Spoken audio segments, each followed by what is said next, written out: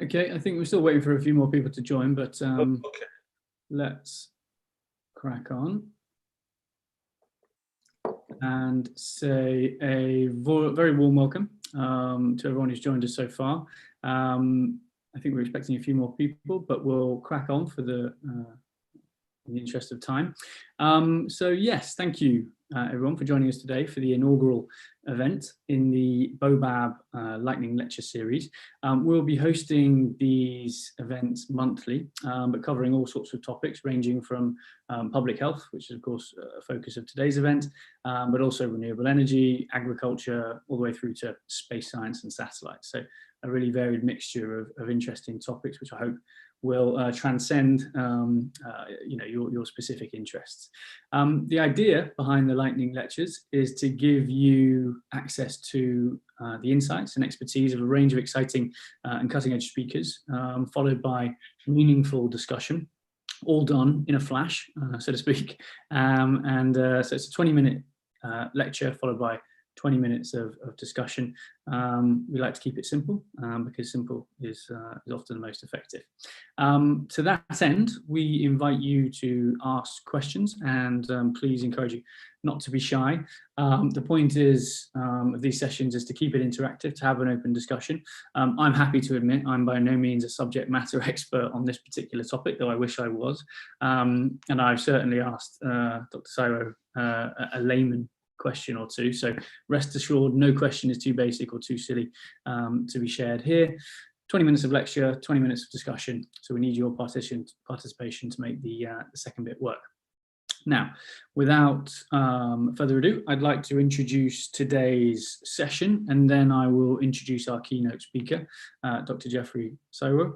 So today we'll be exploring the promise of artificial intelligence in medicine when it comes to addressing the unique disease burdens and challenges faced by developing countries.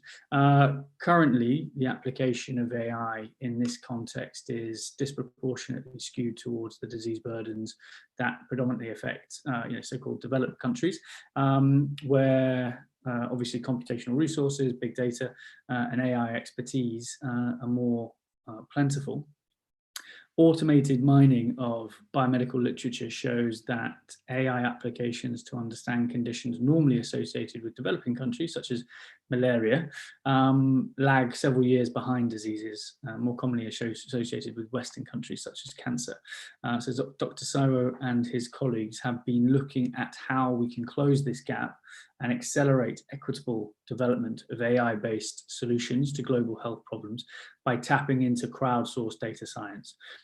Research, which I think we can all agree is both exciting and incredibly important, especially at a time where the world is laser focused on one disease, which for the purposes of this session shall not be named, but we must remember that other conditions are of course still a huge burden on healthcare systems globally. Now, a brief introduction to our keynote speaker, Jeffrey. He's an assistant research professor at the Center for Research Computing in the Institute for Global Health at the University of Notre Dame. His research interests range from computational biology, network science, AI, and nanotechnology, and his current research work includes developing computational methods for predicting drug resistance and open platforms for crowdsourcing computational challenges. Previously, he was a lead researcher at IBM Research Africa, which is how we actually met, and co-founder of Helix Nanotechnologies, a DNA nanotechnology company. Jeffrey, thank you once again for being here and giving us your time. Over to you. Well, thank you, Nick, for the invitation to speak in this session, and thank you everyone for coming. I'll just share my screen in a moment.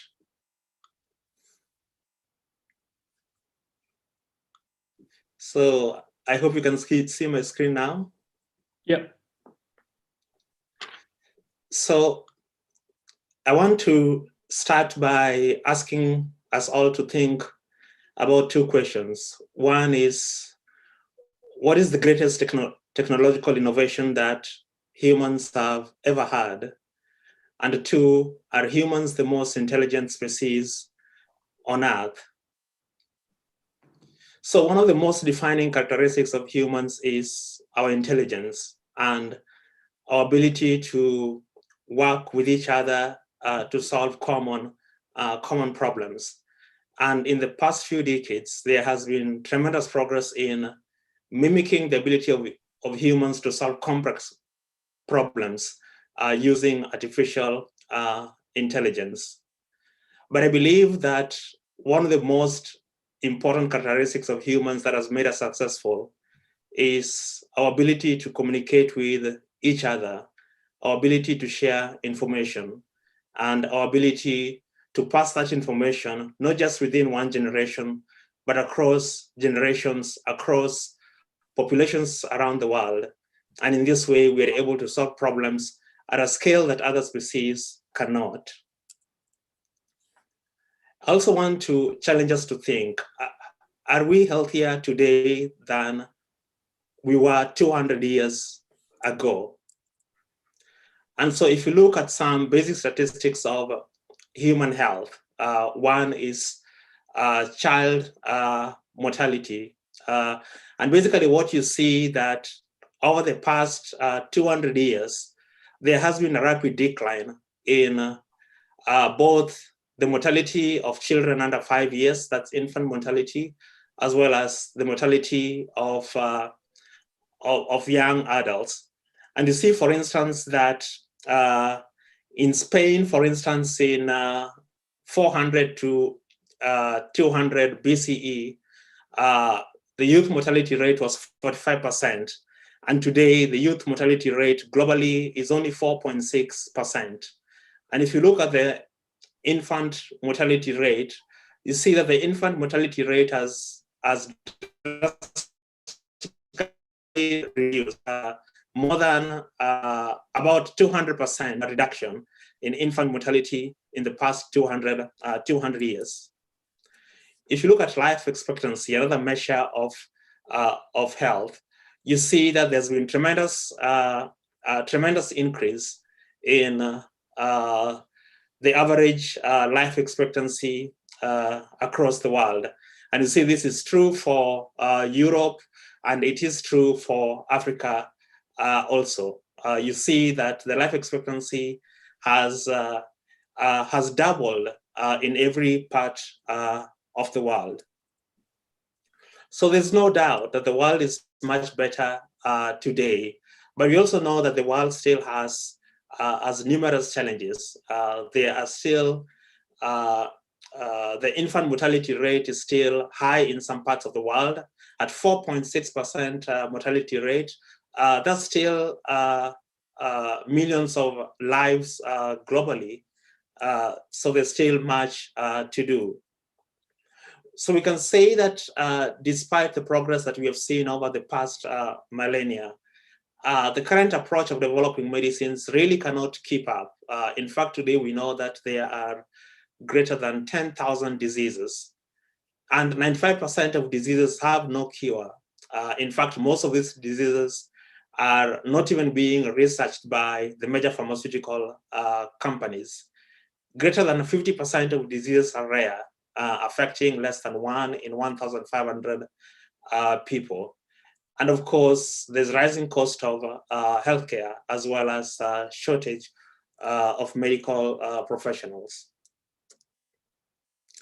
And of course, there's always the unknown, as we are experiencing today, a pandemic, and we don't know what lies ahead in future. So I believe that we need to change the way we do medical science in a way that it can scale globally. And I think perhaps to do this, we can go back in history and find what are some of the most, what are some of the biggest strengths of humans? Is it our intelligence as individuals, or is it our collective intelligence? That is the intelligence across the entire human society, not just the intelligence of a single individual.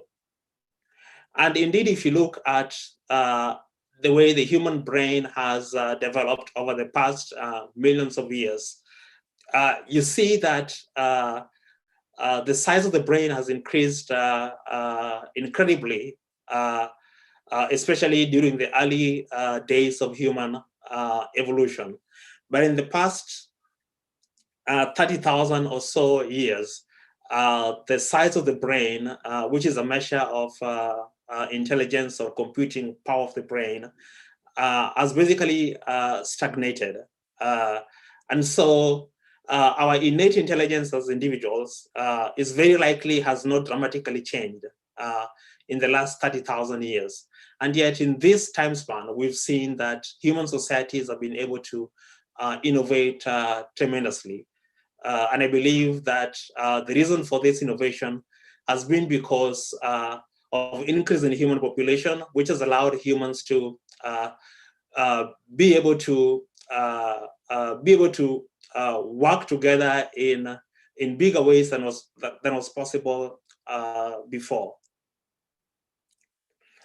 So our progress is not just because of our intelligence as individuals, but it is because of both our cumulative intelligence. This is the intelligence that is sort of passed down from generations. So we learn from the past generations, and also we learn from the current generation. And information technologies has only accelerated this process, because today we can share information faster than ever before. And I think that allows us to be able to solve problems collectively and in shorter time spans than was possible in the past thousands of years. So imagine if we could somehow harness this collective intelligence that we have today in the human society and marshal it towards solving some important global health problems, for example, in drug discovery. And I think that it is indeed possible for us to do this. And there are several reasons to believe in that. One is that in the past decades, there has been an increased pace of scientific discovery. So for instance, if you look at the number of scientists across the world, it's been growing incredibly. Similarly, if you look at the number of inventions being filed with the patents offices, you see that there's been a tremendous increase in the number of patents being filed. And also we see that the internet is increasingly becoming ubiquitous, which means that we can share information much faster, and we can also work collectively on problems at a much larger scale than ever before.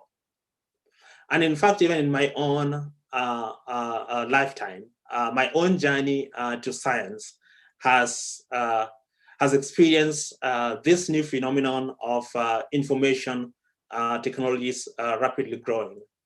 And so back in 2003, I was an undergraduate in Kenya. And even back then, when the internet was just a new phenomenon in Africa, I was able to go to a cyber cafe where I could use the internet and learn how to solve complex scientific equations. So for instance, HIV drug resistance on a computer using knowledge freely shared on the web. The human genome sequence was available on the web back then. Tens of thousands of HIV viral genomes was also available. And so the availability of this information meant that I could go on the web and solve this problem in a way that would not have been possible.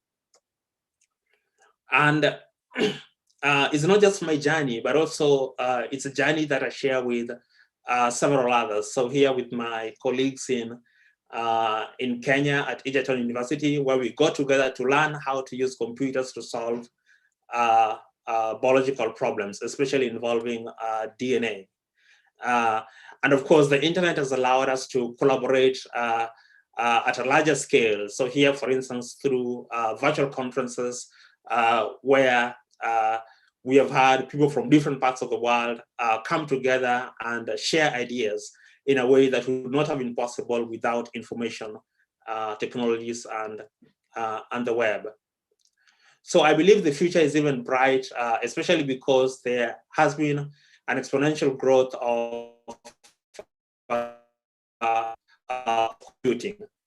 But still, humans have a high computing power than most computers that exist today. So you can imagine that if we think about problem solving as an information problem, then our capacity to solve problems is going to increase rapidly as the computation power increases and as the ability of humans to collectively come together to solve problems increases. So if you combine the power of tens of thousands of human brains with the power of tens of thousands of computers, then it means that you can solve information problems quite rapidly. So I believe this is an opportunity to harness this capability of both computers, the web, as well as the computing power of human brains. And so I think one way to do this is that first we have to break down the ivory tower of science. And that means that science has to be more inclusive. So you don't always have to be a scientist to contribute to science. And even within science, we have to break down the silos. So we have to work across disciplines, whether you are an engineer or whether you are a medical doctor or a biologist. We need to work together to solve important problems. And also, of course, we need to ensure that we have diversity. Diversity in terms of the race, but also diversity in terms of the ideas. And I think if we do this, then we can begin to solve problems at a global scale.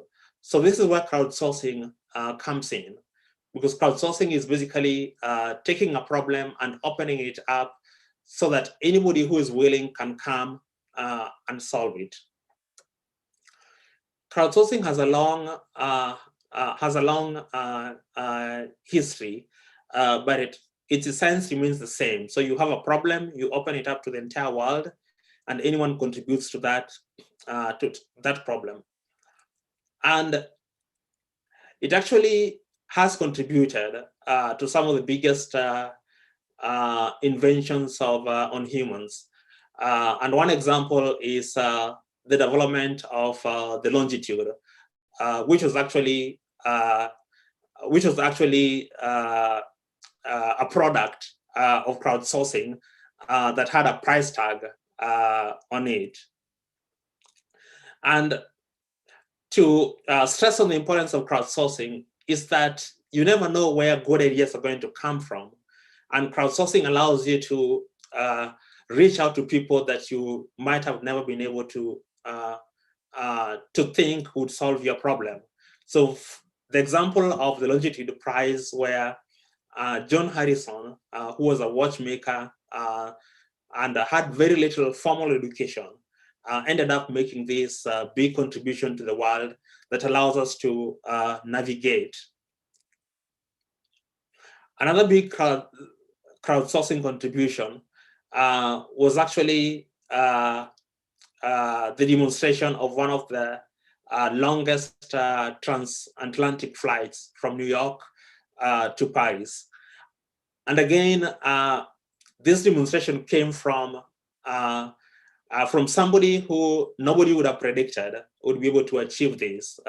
So somebody who was not very well known and was still very young. So these two examples show us really the power of crowdsourcing.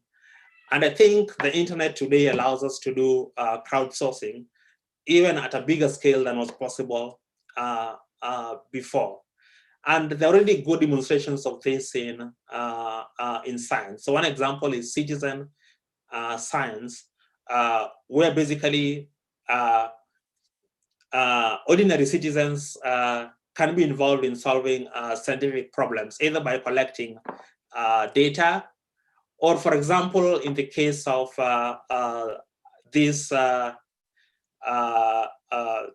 this game called the Galaxy Zoo. Ordinary humans can contribute to new scientific discoveries by using the human skills, such as the ability of humans to identify objects in images. So for the case of the Galaxy Zoo game, ordinary humans are invited to come and annotate different shapes that actually corresponds to galaxies or stars, stars in the universe. And through this, there has been enormous progress in identifying new galaxies. Another example, which is much closer to health, is a game known as Fold It, where ordinary humans can play this game and basically help the computer to fold the protein into a three-dimensional shape that is important in discovering or designing new drugs. And also another very common example of crowdsourcing involves captchas, which we have all filled when trying to log in into different websites online. And basically, when you try to fill in this captcha, you're actually also helping computers to learn how to read text. And a few years ago, we also developed a game called Fetukiwa that basically took the complex scientific problem of finding drugs that bind to specific proteins and made that into a game. So basically, in this game, you had proteins represented in 3D shapes. And basically, you play the game by trying to find a pocket in the protein where the drug can bind to. And through this game, we could show that ordinary people, including high school students here, could solve this problem of finding a drug that binds to one of the HIV enzymes targeted by many antiretroviral drugs. So I think where we are today, especially with artificial intelligence, is that our capacity to solve these kinds of problems is even going to be better, but especially if we combine both the power of AI or computation with the power of human intelligence. And so we can think of crowdsourcing also as a way of accelerating the way we develop AI, especially when it comes to global health problems, where the development of AI is really lagging behind. In fact, we've done a study recently looking at literature where we found that it takes an average of 11 years for new modeling approaches to be applied in malaria compared to when they're applied in cancer. And so crowdsourcing could be a way of changing this, because crowdsourcing allows you to solve these information problems at a very rapid scale. So I'll end with one example of a crowdsourcing competition that we held last year, known as the Malaria Dream Challenge, whose goal was basically to open up malaria genomic data sets to anyone across the world to help us understand how this data could be used to understand malaria drug resistance. And in this crowdsourcing challenge, basically, we worked with an organization known as DREAM, and already they have tens of thousands of data scientists who participate in the competitions they organize. And so we worked with them to share this data of malaria so that any data scientists across the world could contribute to solving the problem. The challenge had two parts. So one part was to use genomic or gene expression data from malaria parasites to predict the in vitro sensitivity of malaria parasites to a drug known as artemisinin. And the second part of the challenge was basically to use the same kind of data to predict the in vivo sensitivity of malaria parasite to artemisinin. So, so just to give you a quick overview of the data that we used. So I mentioned that there were two parts of the challenge. The first to predict the in vitro sensitivity, which is known as IC50, of the parasites to artemisinin. And the second part of the challenge was to predict the in vivo sensitivity, also known as clearance rate of malaria parasite to the drug. And basically in this challenge that ran for 3 months, there were 360 participants drawn from 31 countries who came to help us solve this problem. And there was a diversity of where these modelers came from. So some were from universities, we even saw some from startups, and even from a high school. So again, showing that when you open up problems to the entire world, you never know where your solutions might come from. And indeed, we see that in terms of the top teams in this competition, they were from different countries. So again, showing that by organizing this crowdsourcing challenge, we were able to reach individuals who typically we could not have even known could help us solve this problem. And we also see that in the second sub-challenge, that again, the winning teams were not from the same country and also not from the same institution. Also, we see that by organizing this crowdsourcing event, that also the diversity of solutions was quite enormous. So even when looking at the top 5 teams, we see that these teams used very different modeling approaches. And this is true in sub-challenge 1, as well as in sub-challenge 2 of the competition. And just to highlight one of the top teams from the University of Michigan, this team had never worked on malaria before. And so we see that by opening up this problem to the entire world, scientists working in a very different domain, so here in computer science, were able to come and contribute to this problem.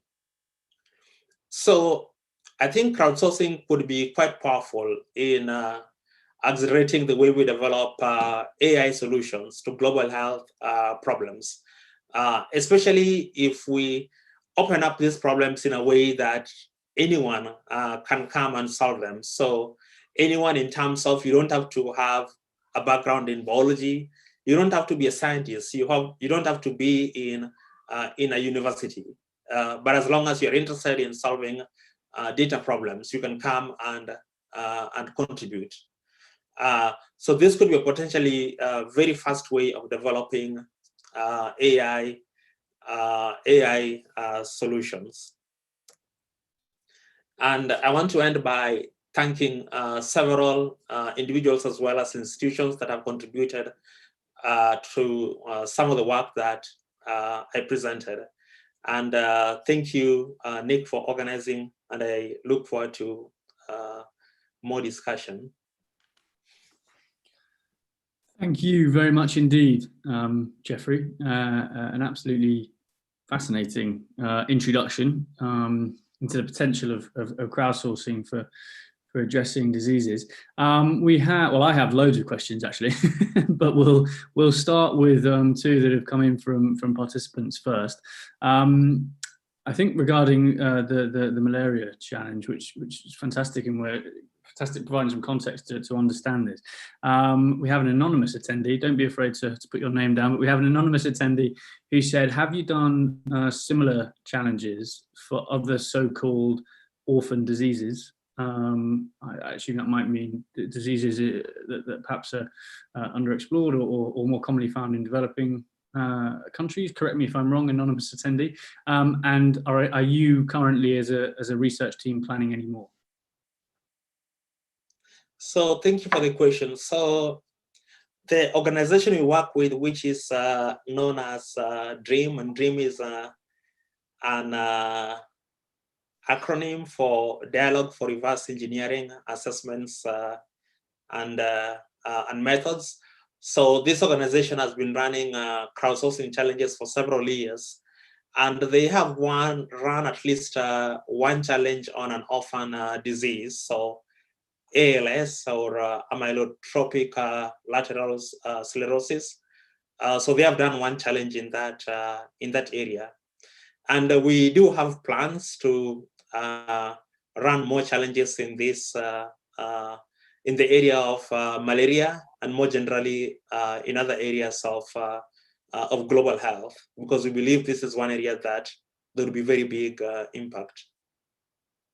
Okay, and I'm going to break my own rule because I said we weren't going to talk about it, but could something like this, I imagine, be applied to COVID in terms of helping us understand transmission or evolution of the disease? Yes, so actually this would be quite useful for COVID. So the reason is that crowdsourcing also allows you to compare solutions and also to have independent verification of those solutions. One of the problems we've seen with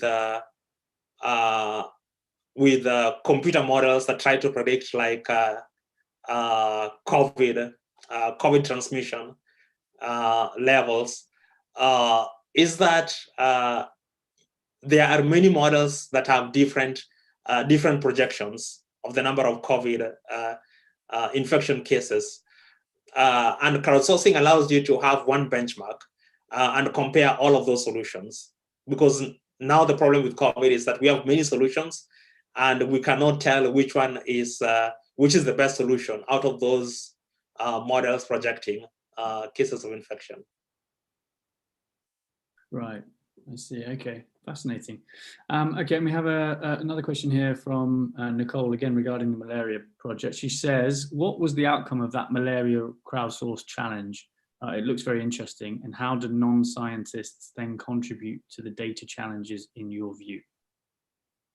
Yeah, so yes, so because the malaria challenge was the first challenge like focusing in the global health area, I think one of the biggest contributions is that we ended up getting participation from people who have never worked on malaria before. And I think this is a way of building researchers who work on cancer, they can also find time to try and work on a disease like malaria. And so that data scientists who might be end up working for social media networks like Facebook, they can come and work on important problems like malaria. So I think this is one of the biggest contributions. The other one is that in terms of the quality of the AI models, so we see that some of the models in this challenge were very good at predicting whether a malaria parasite is resistant or not, based on genomic data. And this hasn't been done before. So I think this is an important contribution that we will also be sharing through peer-reviewed papers. Okay, all right, fantastic. And a useful question as well just come in, a useful point of clarification, I guess. Someone asks, is it the data that is crowdsourced or the interpretation of the data? Yeah, that's a good question. And I would say you can do both. So you can crowdsource the data and you can crowdsource the interpretation of the data as well. In fact, it's more powerful when you crowdsource both. In the malaria challenge we organized, the data came from several institutions, so collaborators in Southeast Asia who are working in an area that is seeing increasing amounts of artemisinin resistance. So in short, you can crowdsource both, and that is something that we would like to do in the future. Okay, fantastic. And we've got another question come in from Karindi. Thanks, Karindi. What policies need to be put in place by developing countries such as Kenya to be AI ready and therefore be able to contribute to crowdsourcing projects, crowdsourcing elements? Yes, so I think one of the biggest things that needs to be addressed is there needs to be more investment in data science related education, because if you don't have an AI ready workforce, then it's very hard to develop AI solutions or even to implement some of the AI solutions.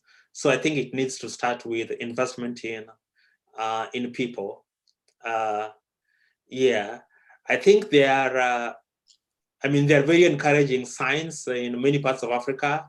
So I was in Kenya in March, where I met several young data scientists at an organization called AI Kenya, that is trying to has actually built a large community of data scientists locally who are very interested in participating in data science competitions and also in starting companies that work in this area. Okay, fantastic, great. I hope that answers your question, Karindi. And actually, I was going to ask something similar because all the AI crowdsourced projects I've been aware of so far have involved universities, and we know, sadly, tertiary enrollment rates across the continent are still pretty low, about 12% compared to global averages of more than 30. But it's interesting to hear you talk about getting different types of people involved from different types of organizations, so startups in particular, but also high school students.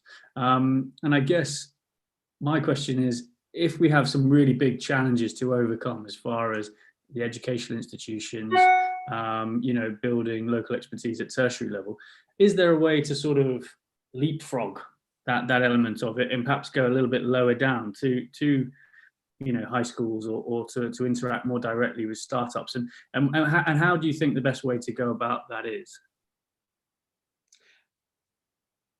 So I do not have an answer. I can see some ideas. So I think one has to be, of course, investment in the mainstream education, but it does not have to be limited to that space. Because even from my own experience, so the reason why I do a lot of work in this area is not because it's something I was taught in school, but it's because it's something that I have done on the side. So I think maybe the biggest thing we need to do is also to build technologies that can allow people to come and learn irrespective of where they are. So they don't need to be with an institution. I think that is probably the greatest way of getting big engagement, because not everyone ends up in university, and that doesn't mean that they can't contribute. In fact, I think they can have some innovative ideas that those who have gone through that pipeline will fail to have, because they become experts. Okay, all right, fantastic, thank you. And we've got another question via the Bobab platform from Jean. She asks, AI feels like quite a broad conceptual technology. In what ways can you foresee its on-the-ground application in the hands of healthcare professionals in particular? So I think she might be referring here to sort of community health workers or doctors and medics who are on the ground. Can you see an easy path for translation of findings through crowdsourced initiatives to people on the front line? You know, how can you see that happening? Yeah, I think, yeah, so that's a good good question, yeah, that I think needs more exploration. And especially it means that those developing the AI technologies, they have to work hand in hand with the community healthcare workers. So they cannot build solutions from a top-down approach, which is what is happening predominantly. So I think it has to be in partnership. So maybe even in some of these crowdsourcing competitions, there has to be an early engagement of the people in the ground. And this is something that we're exploring also. So for instance, the first step is to engage the people on the ground in terms of deciding what is the problem to solve. Because if you're not solving the most important problem, then maybe it does not matter even if you have the best technology. So I think there has to be hand-in-hand work with the community health workers so that they can point out areas where a tool like AI could give them, could support like their work. Yeah, and I think that's of course good in the long term because there's this issue of the impact of AI on jobs. And by having this early partnership between those people who develop the AI technologies and the people on the ground, you can build a future where there is more integration between humans and machines. Okay, great. Well, I think that's a very, very good point, isn't it? That it should be, that initiatives look like this should at least be led by the idea of the end user, who's actually going to practically use the insights that are gathered from this and that make that adoption all the more quicker and impactful, hopefully. Okay, fantastic. We have another question from the Bobab platform from Victor, who asks, the Malaria project looks like it was very large, involving lots of people. Are there a minimum number of people and or organizations required to achieve meaningful outputs in a crowdsourced project? Yeah, I would say that there's no, I mean, there's probably no minimum, but I think solving big problems always ends up needing many organizations. Because like in this case, there's a lot of expertise involved. So you need people who can collect data in the field. You need people who can perform experiments in the lab. And then you need people who can analyze that data. So there's no limit, but I think depending on the problem, it works better when there's several organizations involved contributing in different ways. Okay, fantastic. And this is a question for me, just hopefully a practical one, but have you got any sort of words of advice or can we point listeners and viewers to any particular resources that they could use, say, if they wanted to try and set up their own crowdsourced project or initiative? Is there something we can do to help more of them happen? Well, so that's a good question. So in terms of resources, I would say, so there have been some big crowdsourcing sites. So one of the biggest is called Innocentive. And Innocentive is a more broad crowdsourcing platform. So it allows you, if you have a problem that you want to solve, you can go and post it there.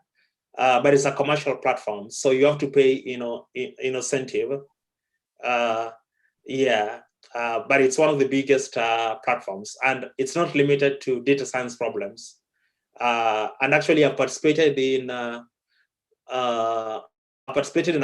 in 3 incentive challenges, 2 of which I was a winner.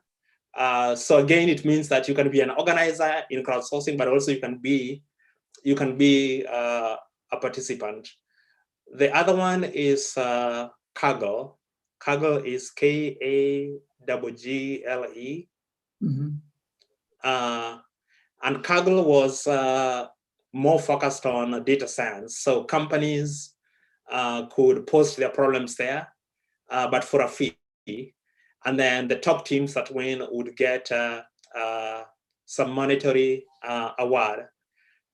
In the dream challenges, like the Malaria Dream Challenge, we don't always have like a cash award.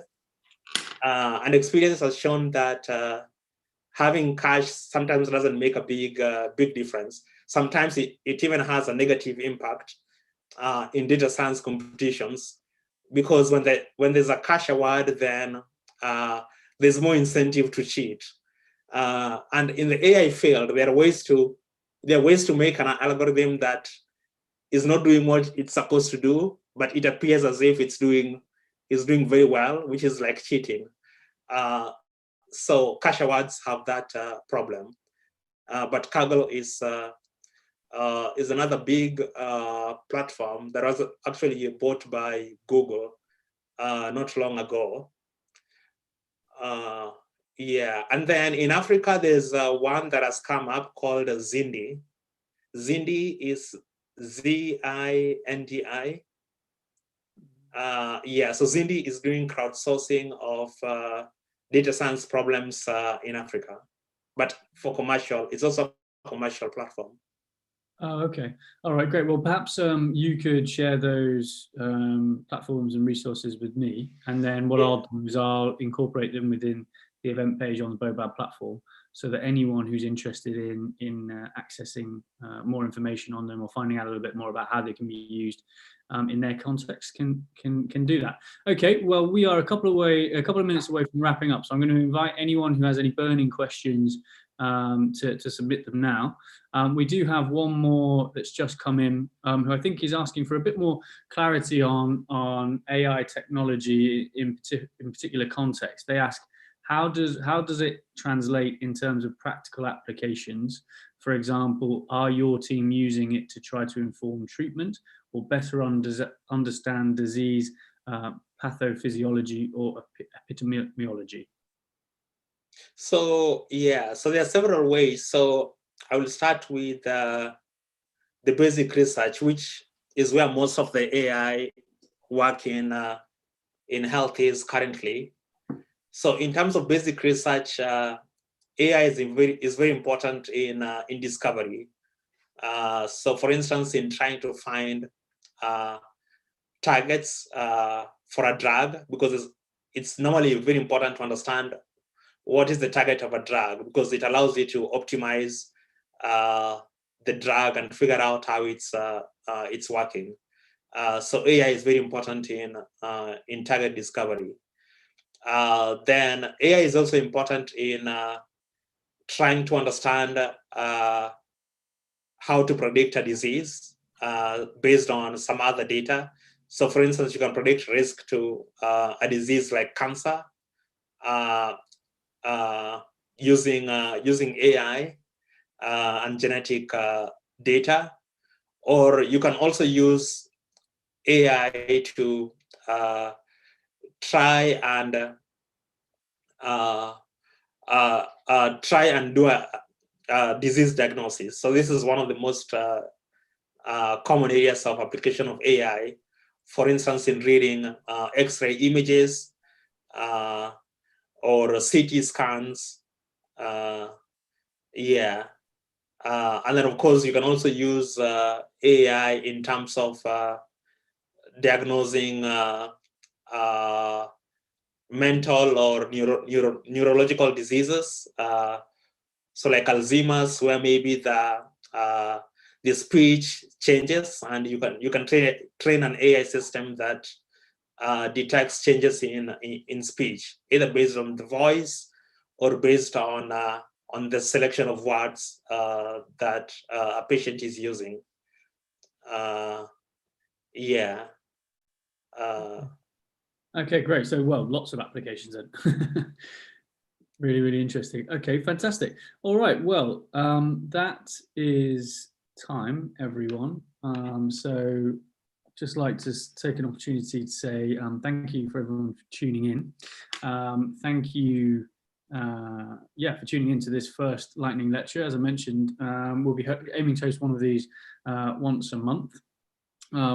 And we'll be covering all sorts of different topics, so hopefully we'll have you along to attend others. But yeah, all that remains to say is, Jeffrey, thank you very much for your time and for sharing your insights. Absolutely fascinating, and it won't be the last time that Bobab looks in at the potential of AI.